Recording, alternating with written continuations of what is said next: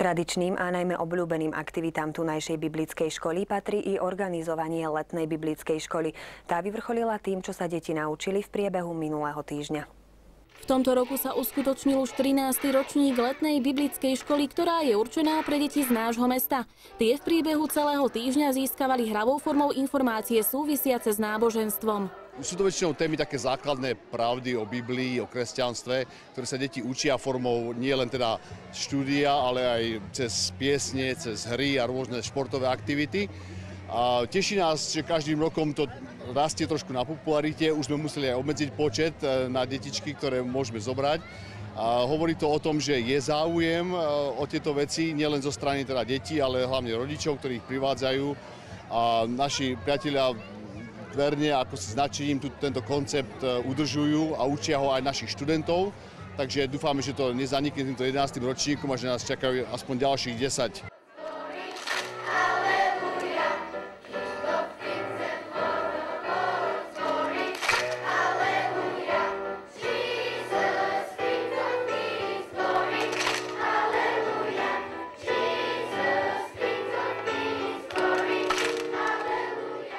Letnej biblickej školy sa zúčastnilo 220 detí vo veku od 3 do 10 rokov. My dúfame, že na tento týždeň sa naučia aspoň pár takých základných práv, ktoré v živote platia. A aj keď ich asi nebudú nejak vedieť aplikovať alebo žiť, ale možno si raz spomenú, keď prídu hlavne nejaké ťažšie obdobia, že tam som počula niečo o tom, že ma má niekto rád, že som zažil niečo pekné a budú sa vedieť, kde vrátiť. Takže asi takto vo všeobecnosti, samozrejme konkrétnejšie, tento týždeň bol o tom, že naučiť sa modliť, teda volať k Bohu.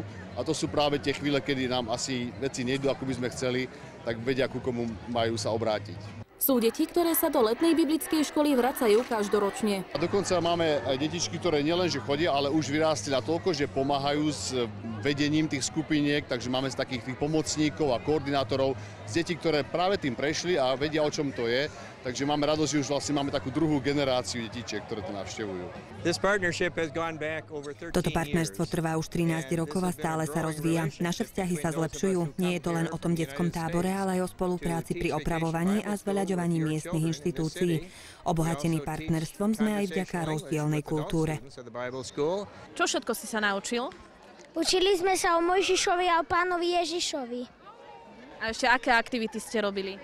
Hrali sme sa a strihali sme si veľmi dôležité veci, aby sme si pripomínali o Bohu. Získal si aj nejakých nových kamarátov? Áno. A bude ti smutno, keď odídu? No, bude. Ja som z Mošoviec. A ako sa ti tu páči? Dobre. Čo všetko si sa naučil? Pesničky a básničky. A získal si aj nejakých nových kamarátov? Áno. Everybody, how do you do? How do you do? How do you do? Hello everybody, how do you do? God loves you today.